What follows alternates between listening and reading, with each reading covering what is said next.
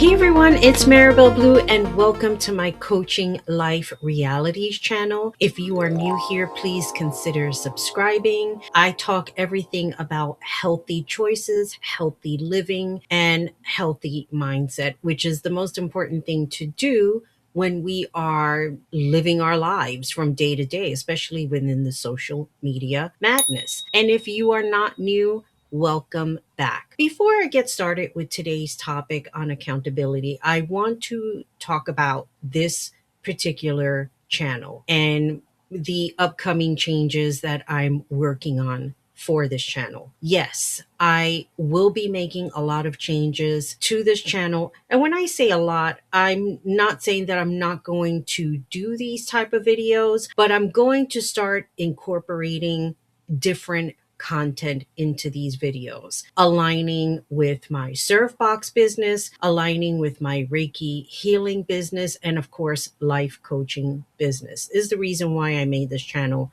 in the first place. Sometimes it takes me a while to just kind of put everything together. And after some much careful thought about how I'm going to proceed, as you can see, I put together a lot of different meditative coaching guide videos, and I'm going to start doing more of that. So you will be seeing more of those type of videos. I'm also going to be incorporating more of Reiki healing sessions. I'm also considering putting them on my marabelleblue.com so that a lot of your videos that you watch will be ad-free. It will be part of a membership. And I may have talked about this a while back, but with everything going on in life as a whole, in my life, it just took a while to finally put everything together. So with all that, I just wanted to say, yes, this channel will continue. It's just going to have a little bit of different content. And of course, you can always check out my Marabelle Blue Unfiltered channel where I talk different topics like politics, my rabbit hole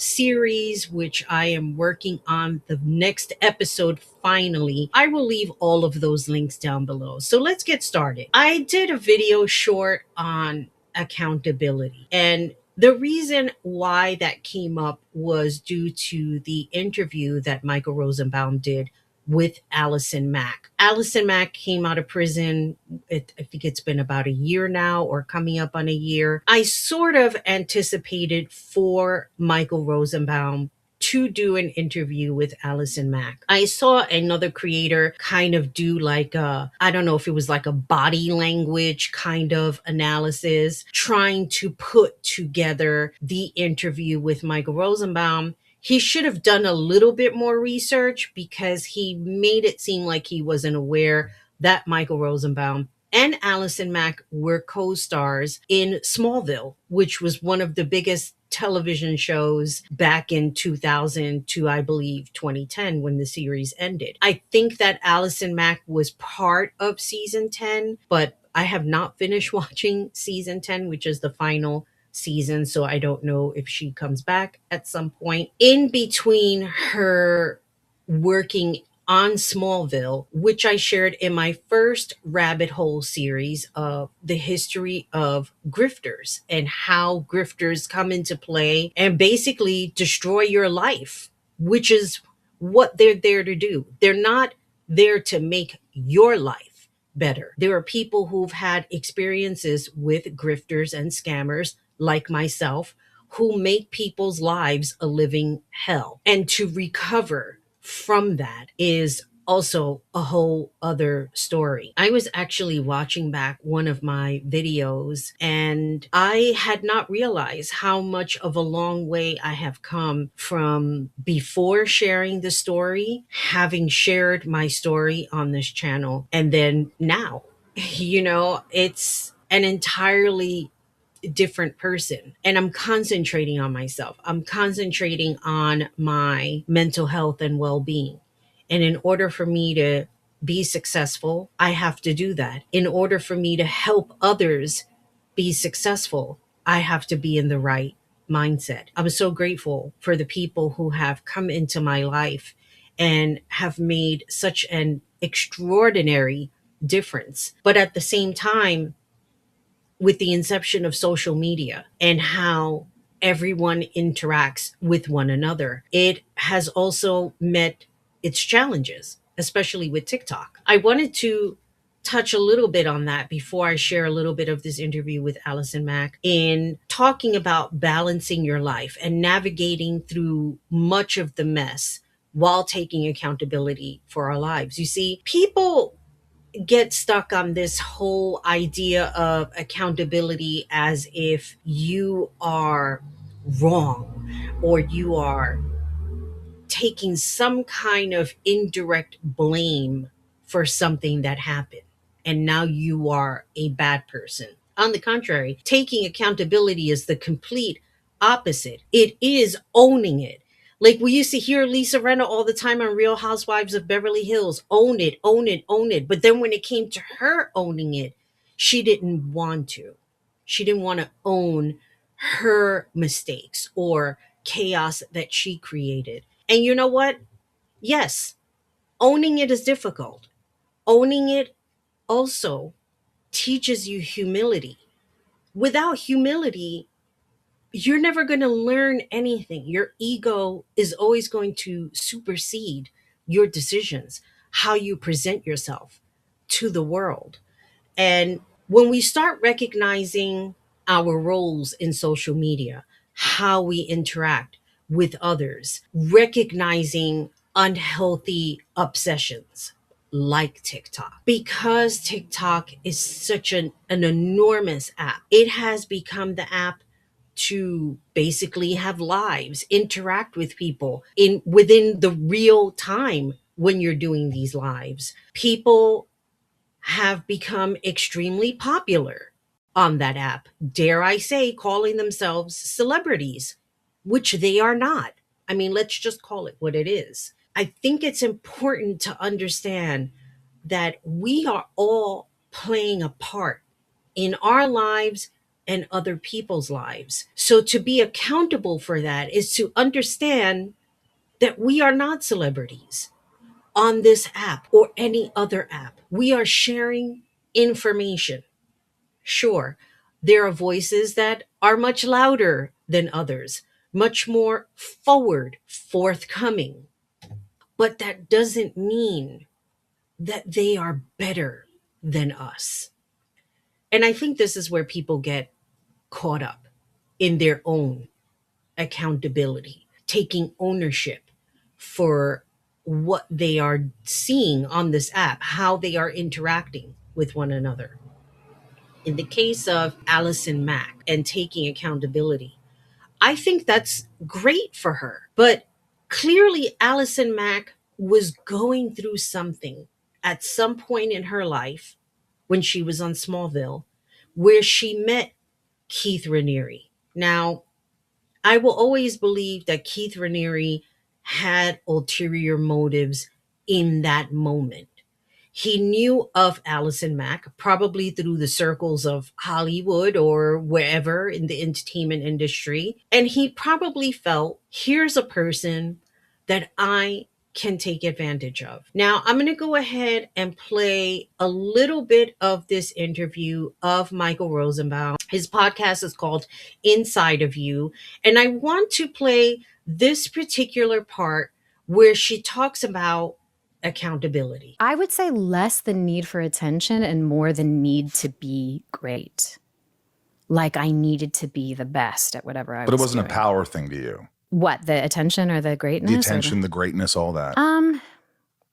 I wasn't like seeking power, but I won't lie and say that power didn't feel good.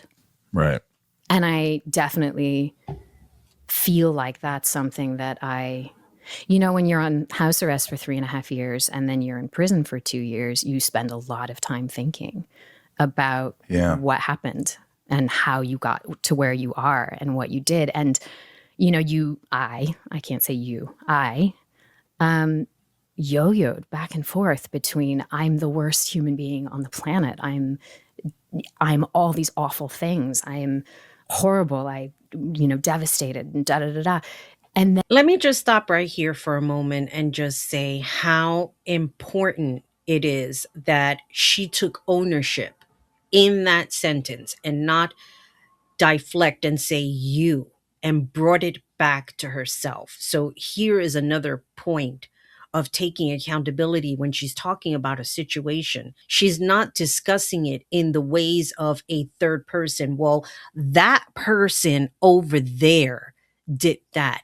She's taking ownership of that moment. And I would go back and I'd be like, well, no, I'm also like, I had good intentions here and I wanted to do this here. And I'll look at my journals and be like, I was thinking this here. So I don't think I'm horrible. And it was this dance back and forth of accountability and justification and confusion until finally you settle into, okay, I'm a human being who has dark and light. I got caught up in a really messed up situation with really powerful people who had incredible ways of manipulating people over long periods of time. And what did I do that I need to sit with in my conscience for the rest of my life so I don't do it again? Right. And what did I do that I can forgive myself for? And then with that knowledge, you move ahead, hopefully with wisdom, and try and do better on the other side. Yeah. So let me just stop the video here because I did take notes when I was watching this particular segment. So when she spoke about the manipulation in that moment and recognizing that type of manipulation, Keith Raniere was an expert on that, just focusing on him for the moment. But notice in the conversation, even though she recognized, look, these people are really good at what they're doing and manipulating and grooming, etc. She still was taking responsibility for her part when she got involved with Keith Raniere. I wrote some notes here, like I said before. Taking accountability is finding forgiveness within ourselves and taking full ownership. You see, we can't forgive ourselves if we're not taking the full ownership of the part that we played. A lot of people know I have 34 years clean and sober. And actually, I made a comment about it on someone's live, and someone had tagged me and said, yeah, but I bet you smoke trees. I'm very offended with that comment. And I need to say that out loud. I do not do anything. I do not use any mood or mind altering chemicals. So when someone comes at me like that, the first thing that I think of, if you were here in front of me and said that, I probably would punch you in the face because I take my recovery so seriously. I take full ownership in all of the mistakes that I made. And every day I am always being accountable for even people that I hurt that I probably will never see or meet in this lifetime. How do I continue that? Is being a good person, being a better person, acknowledging when I'm wrong, if I am wrong in any situation, apologizing if I need to apologize. You see, taking accountability doesn't make you a bad person. It's not recognizing, gee, I was such a awful person. I wanted to say the F word. I'm trying to avoid cursing. I'm such an awful person. But understanding our part, understanding our mistakes is what makes us better. It is the desire to be better. Let's go ahead and play a little bit more of Allison Mack's interview on accountability. And one of the things I definitely contend with on a regular basis is like, how did I objectify people to the point where I thought it was okay to take away their autonomy? Like how did I get to a point where that was something that I thought was okay? And how did I get to a point where I thought it was okay to feel in power of people? Right. How did I get to a place where I lost my... It's like feeling like, I don't know if it's a notion or whatever, but good people sometimes do very bad things. 100%. I have a really hard time with the idea of good people and bad people. I work with people now in prison who have done really horrible things. And I would not say that they're bad people. Right. And I know that I have done really bad things. And I don't believe I'm a bad person. So I believe that there are different psychological things that are happening in people's brains that I don't totally understand because I'm not a psychologist yet. Sociopaths, psychopaths, mirror neurons broken down, things like that that make empathy difficult for people. But I just don't know if I inherently believe that people are either good souls or bad souls. I don't think you're born. I mean, sometimes people are born with mental illness, right? And so a lot of times they don't have a choice. Exactly. The inside of their brain looks completely different than ours. It doesn't make it okay, but it's, you know, it's tough. It's hard to sort of make that analysis on people that, you know, especially like I knew you and you were nothing but a pro and fun to be around and doing fun things and had your friends, and on set it was. So when people ask me, I was like, I don't believe it. Can I believe it? And they're like, could you believe it? I mean, she was like me in a way that she always needed attention, but it's shocking. I like that part that she recognized within herself that she's still a good person and that good people do bad things, or they just make mistakes where they have to learn from those mistakes. And that's what taking accountability is about. I want to play a clip from my video just so you can see where Allison Mack was during that time and then just watching her now. I have to apologize. I don't even know my own videos. It's the history of cults, not the grifters. But Keith Raniere was a grifter anyway, so it kind of falls into the same category. Now, when it comes to somebody like Keith Raniere was all about himself. He used women to recruit other women for his own personal pleasures. And the crazy thing was, here was Allison Mack. There was some weird interview that they had together where they were having a conversation. A film or a piece of artwork or something happens to me, I'm just so excited. And one blissful, joyful. You know, you can practice generating an extreme feeling of joy over anything. There are methods that we have, especially in 2C. That goes through. It's one of our intensives. What's it called now? Civilization. Civilization. I mean, what if artistic endeavors were really bogus? What if art was just an excuse for those who couldn't do it? And it is sometimes.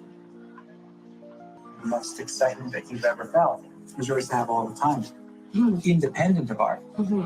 The bad news is you sort of have to divorce yourself from the thought that comes from the art.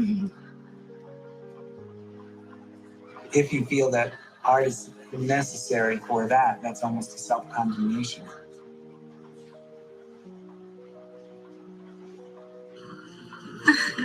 Why is this emotional?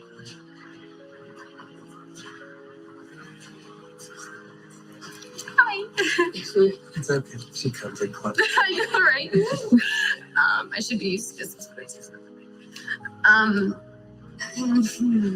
Because it's pointing at something I've never thought about. And a part of me is kind of freaked out about accepting this. I'm used to that self-condemnation. I'm comfortable with that.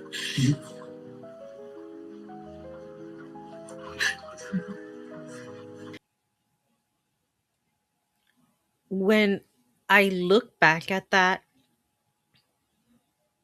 I think about the hook that Keith Raniere was feeding her. He knew exactly what he was doing in that moment, how he was going to reel her in. And he had her in that moment. He owned her. Now, there's a part in the interview where she talked about life coaching and it being predatory.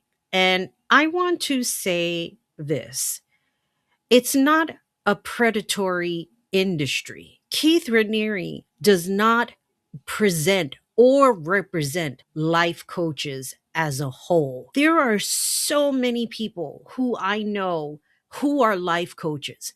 They're not predatory people. When you meet a life coach, someone like myself who focuses on building relationships and taking accountability for yourself and recognizing any mistakes that you want to fix to be a better person.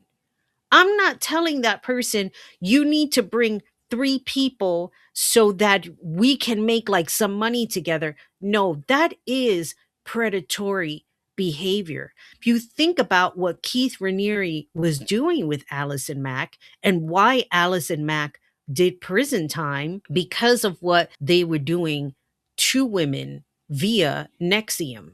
And I'll put any related articles down below because I really don't want to get into that specific thing, things that happened that Allison Mack was involved with, because that's not the point of this video.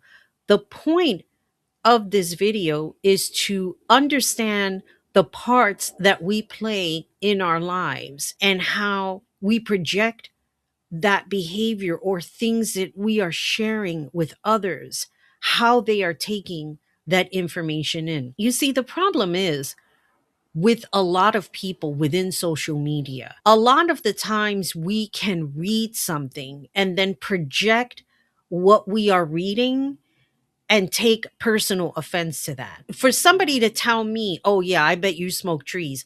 That's where I draw the line. I'm not even going to joke when it comes to that. That I do take personal, and I take personal offense to that. You know what?